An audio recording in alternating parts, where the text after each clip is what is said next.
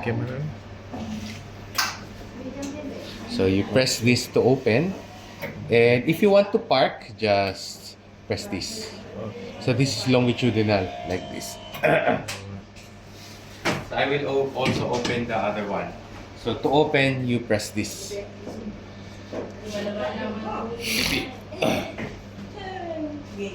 Ada level tak? Tak ada. Ada level. Ada gambar raja.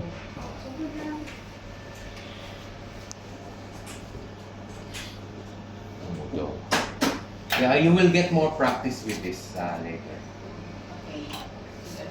Okay. Now this is our patient, and this is our setup mark, right? So we align the patient to the laser, but this is the alignment that we have in CT. So after aligning to the CT setup marks, we will shift to the axocenter.